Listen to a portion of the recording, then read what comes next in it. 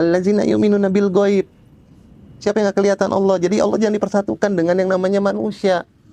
Allah itu nggak bisa disamakan, gitu. Dan ada satu lagi yang saya pelajari sendiri, walau walam bisawab, ya.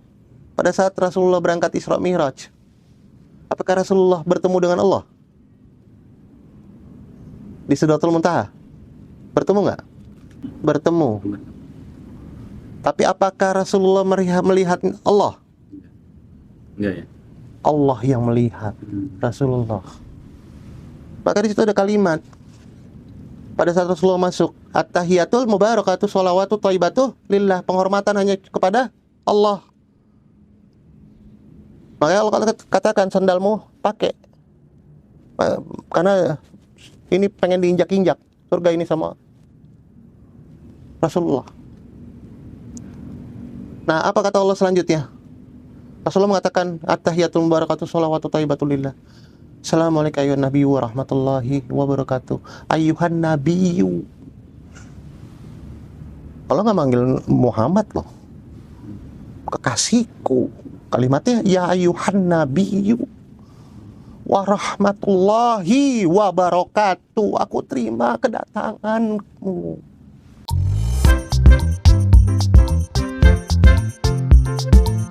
Assalamualaikum warahmatullahi wabarakatuh. Kembali lagi di channel Adama Entertainment, channelnya tentang video Islam dan juga kisah mu'alaf.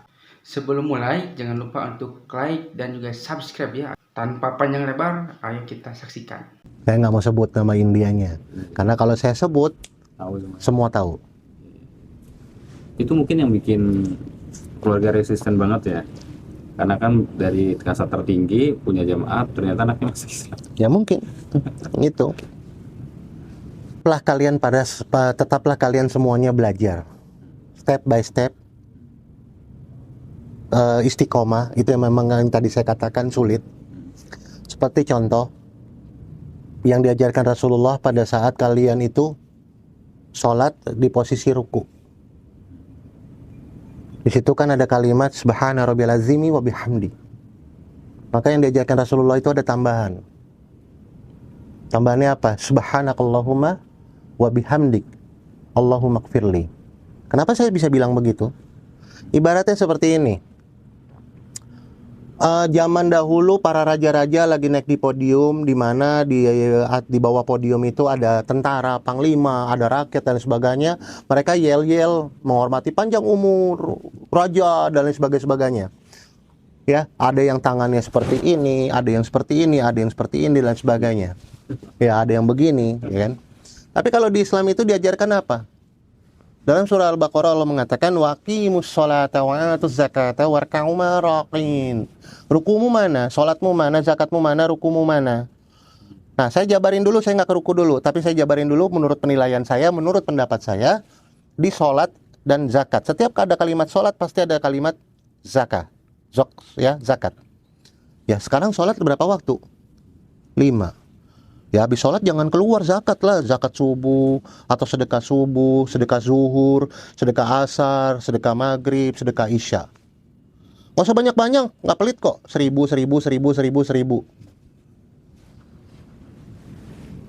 Gitu. Nah, mau dapat amal jariah lebih gila lagi? Gampang. Bikin celengan di rumah. Sedekah subuh. Taruh sedekah subuh kalau memang mau pengen sholatnya di rumah. Kalau pengen di masjid silakan taruh di masjid. Tapi yang celengan di rumah terserah antum mau taruh ke siapa. Tiba-tiba antum keluarin misalnya 1 bulan, kita hitung ya kalkulasi ya. Nih hitungan nalar aja matematika gampang. 1 hari 5.000, betul? Kali 30 hari berapa? 150 ya. That's it. 150.000 bisa berapa mushaf? Antum belah 50.000 beliin mushaf. 50.000 ke Jumat Berkah, 50.000 sedekah. Antum ngumpulin setahun, udah dapat 12 mushaf. Ya dong, kadang-kadang di akhir tahun nih, kita sering traveling kan, daerah kemana dong, bawa aja mushafnya 12. Habis sholat di masjid, taruh aja tinggal, nggak usah pakai nama-nama, nggak usah tulis-tulis. Kan antum urusannya kepada Allah. Taruh aja di situ, 2 di masjid mana, 2 di masjid mana, 2 habis kan? Nanti Allah yang tetapkan, Allah yang tentukan. Betul nggak? Nggak berat kan? Nah, kenapa dijadikan berat? Padahal goceng loh. Asik ya. Oke. Oke, nah saya sekarang masuk ke ruku. Lanjutan dari tadi, raja yang pada naik. Ya dong, rakyatnya di bawah semuanya. Cara penghormatannya ada yang kayak tadi, seperti tadi semuanya itu. Allah mengajarkan kita untuk ruku. Maka bacanya apa? Di ruku. Subhana rabbiyal azim wa bihamdih 3 kali. Tambahin subhanakallahumma wa bihamdik. Artinya engkau menyanjungku, subhanakallahumma wa bihamdik. Itu yang tertinggi tuh. Antum tambahin Allahumma gfirli, ya Allah ampuni saya. Kita pada saat ruku kan seperti angin di sini. Nah, kita diciptakan dari 4 elemen. Yang pertama api. Allahu Akbar, berdiri, api berkobar. Antum ruku, seperti angin. Antum sujud, seperti air, hulu ke hilir. Antum duduk di tahiyat akhir atau awal, memang duduk di tanah. Tanah selama ini diam loh. Engkau boleh injak tanahku, tapi suatu saat nanti engkau akan masuk ke dalam tanahku dan akan kupertanyakan apa saja yang telah engkau lakukan di atas tanahku.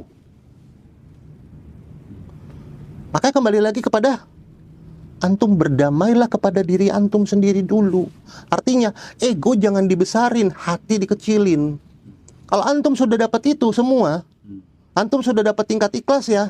Maka kata Allah dalam surah Al-Imran, Qulillahumma malikal mulki tu'til mulka man tasya wa tanzi'ul mulka mimman tasya wa tu'izzu man tasya wa tuzillu man tasya biyadikal khair innaka ala kulli syai'in qadir. Hak untuk memuliakan, hak untuk mengangkat kemuliaan tadi, hak untuk menaikkan derajat, dan hak untuk menghinakannya. Dan banyak loh orang-orang yang kaya, hartanya luar biasa, hartanya miliaran. Padahal waktu dia hidup dikasih napas sama Allah, tidak ditunda rezekinya. Hartanya semuanya miliaran, aib dosanya miliaran, sedekahnya receh. Matinya pun di tanah wakaf, artinya dihina sama Allah. Wallahu a'lam bishawab. Kenapa dihina sama Allah? Aku lebih tahu daripada kalian. A'lamu ma ta'lamun. Itu hartanya haram. Aku tidak ridho harta haram kau pakai untuk masuk ke dalam liang kubur. Jangan khawatir, aku kirim dari masjid yang gratis. Yang gratis. Engkau akan wafatkan di tanah wakaf. Untuk bertemuku harus kembali lagi kepada suci. Jadi sadar bahwa hisab Allah itu ada. Oke, itu satu. Nah, yang terakhir, pada saat sujud terakhir, orang sering mungkin lupa atau mungkin belum tahu, saya nggak tahu. Tapi saya ajarkan satu amalan yang diajarkan oleh Rasulullah langsung. Setiap engkau sujud, maka dosamu semuanya akan kuampuni dan dijamin masuk surga. Itu bukan saya ngomong, itu ada di hadis riwayat Muslim. Ya. Begitu antum sujud terakhir, antum mengatakan subhana rabbiyal a'la wa bihamdi 3 kali. Antum ucapkan la ilaha illa anta subhanaka inni kuntu minaz zalimin. Antum ucapkan lagi Allahumma gfirli zanbi kullah diqqahu wa jillah wa awwalahu wa akhirah wa alaniyatahu wa sirrah. Ya Allah, ampuni saya dari yang halus sampai yang terang-terangan, dari yang awal sampai yang akhir, dari yang tersembunyi sampai yang terlihat, dari yang terlihat atau dari tersembunyi, sirrah, tersembunyi. Kadu. Aib antum itu semua kan ditutup selama ini sama Allah. Bahkan dalam surah Al-Isra pun Allah mengatakan pada saat nanti di akhir, bacalah kitabmu sendiri. Apakah ada malaikatku yang zolim kepadamu? Apakah ada malaikatku yang tidak mencatat amalanmu? Sudah semua kan? Itu dalam surah Al-Isra. Bacalah kitabmu. Cukup bagimu pada saat itu. Kau pelajari. Buka. Itu aja nggak Allah publikasikan. Itu hebatnya. Jadi kembali lagi, final adalah tetap baik saudara-saudara saya yang muslim, belajarlah. Tetap belajar kalian. Sedikit demi sedikit belajar. Ya, tetap istiqomah, karena memang istiqomah itu adalah tingkat yang paling tersulit. Paling tersulit. Nah, hati-hati orang-orang tanda kutip menurut saya yang mungkin belum dapat izin sholat tahajud malam. Mungkin dia terhina. Tapi kenapa orang-orang yang bisa tahajud itu dapat ketemu sama Allah? Karena ada satu kalimat yang jarang diucapkan orang pada saat setelah selesai sholat. Kalian ucapkan, Allahumma inni ridoka wal jannah. Antum pengen gak sholatnya diridhoin sama Allah? Pengen. Ngadu, aku minta ridhomu sampai ke surga ya Rob. Allahumma inni ridoka wal jannah. Aku minta ridhomu ya Rob. Anak berbuat maksiat dari ujung rambut sampai ujung kaki, begitu datang ke tempat orang tuanya dia mengatakan, Papa, Mama, aku mau minta maaf, aku ngaku salah. Dimaafin nggak? Datang ke tempat Allah, karena Allah punya sifat dua, Ar-Rahman, Nir-Rahim. Ya, punya dua. Datang ke tempat Allah, ya Allah, aku minta ridho, aku minta maaf, aku ngaku salah. Dimaafin nggak sama Allah? Makanya tadi saya bilang kalimat di awal, Az-Zumar ayat 53. Gitu loh. Sampai kalian sudah melampaui batas, jangan khawatir. Allah punya sifat rahmat di situ. Jangan khawatir, nggak usah takut. Kalau kalian istiqomah, yakin Allah itu ada. Allah itu bersama kalian. Ya. Belajar, pelajari. Yang paling keren tuh kalau sudah bisa belajar, minimal pahami artinya bismillah. Kenapa harus dimulai dengan kalimat bismillah? Hidup mati kalian lupa baca bismillah di makan atau minum atau apapun aktivitas, lalu dimulai dengan kalimat bismillahi awalahu wa akhirah. Betul? Kenapa dari awal sampai akhir lalu bismillah? Itu. Jabarin, pelajari. Kenapa harus dimulai dengan huruf ba? Kenapa setelah ba sin? Kenapa setelah sin mim? Kenapa setelah mim la? Ba, babun, gembok, ka, ba. Gembok, pintu kunci. Sin, ya sin, ya insan. Siapa yang pegang kunci insan? Siapa insan yang pegang kunci surga? Rasulullah. Walau walam bisawab, menurut saya yang saya pelajari sendiri. Yang saya katakan dari awal kan, saya belajar sendiri, saya mencari tahu. Biarpun saya ada gurunya. Ada. Tapi mencari Islam itu saya belajar sendiri. Ya. Insan. Nah, pada saat Rasulullah nanti di akhir zaman meminta kepada Allah untuk umatnya masuk surga. Ya dong? Meminta apa? Walau walam bisawab, minta kunci. Yang Allah janjikan bismillah. Yasin.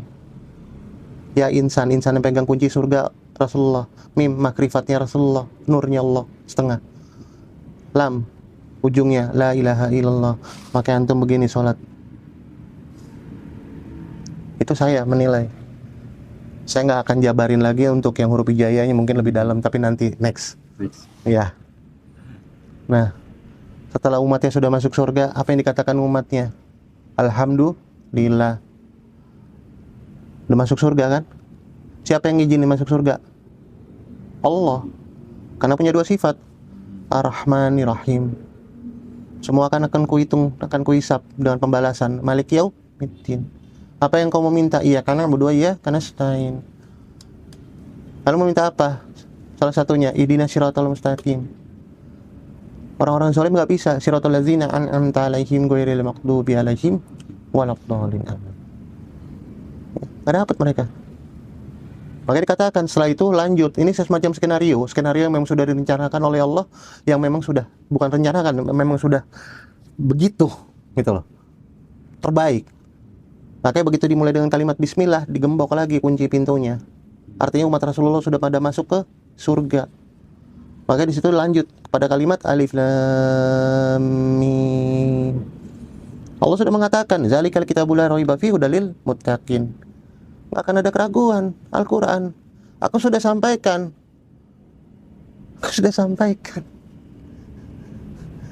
Allazina yu'minuna bil ghaib. Siapa yang nggak kelihatan Allah? Jadi Allah jangan dipersatukan dengan yang namanya manusia. Allah itu nggak bisa disamakan. Gitu. Dan ada satu lagi yang saya pelajari sendiri. Walau walam bisawab. Ya. Pada saat Rasulullah berangkat Isra Mi'raj, apakah Rasulullah bertemu dengan Allah? Di Sidratul Muntaha? Bertemu nggak? Ya. Bertemu. Tapi apakah Rasulullah melihat Allah? Ya. Allah yang melihat Rasulullah. Maka di situ ada kalimat. Pada saat Rasulullah masuk, at-tahiyatul mubarakatuh sholawatu thayyibatuh lillah, penghormatan hanya kepada Allah. Makanya Allah katakan sandalmu pakai, karena ini pengen diinjak-injak surga ini sama Rasulullah. Nah, apa kata Allah selanjutnya? Rasulullah mengatakan at-tahiyatul mubarakatuh sholawatu thayyibatuh lillah. Assalamualaikum ayuhan nabiyyu warahmatullahi wabarakatuh. Ayuhan nabiyyu. Allah nggak manggil Muhammad loh, kekasihku. Kalimatnya ya ayuhan nabiyyu warahmatullahi wabarakatuh. Aku terima kedatanganmu.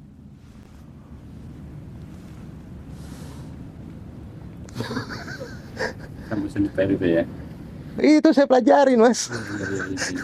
Jadi gini, intinya gini. Antum begitu sholat, jangan dibikin sholat 5 menit.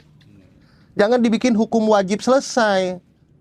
Jadikan hukum kebutuhan. Kalau sudah jadi masuk level kebutuhan, berarti naik levelnya ke tingkat kebiasaan. Kalau saya nggak sholat, nggak tenang batin saya. Yang manggil Allah. Allahu Akbar, Allahu Akbar.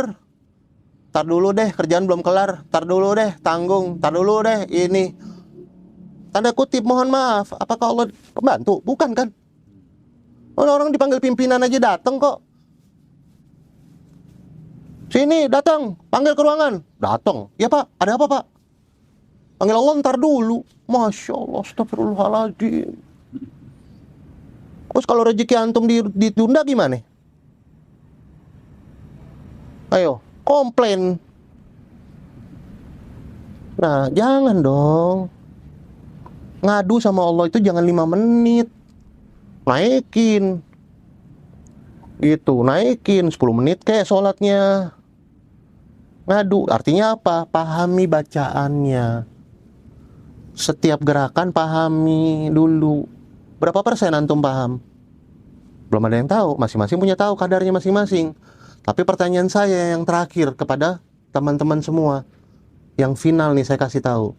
Berapa persen antum memberikan kehidupan di duniawi ini demi kepentingan antum, dan juga berapa persen antum memberikan kehidupan antum di dunia ini untuk haknya Allah. Yang antum kejar kebanyakan duniawi. Padahal di sini semuanya mainan. Yang punya hak siapa? Allah. Berapa persen antum deketin Allah? Berapa persen? 5%. Ego.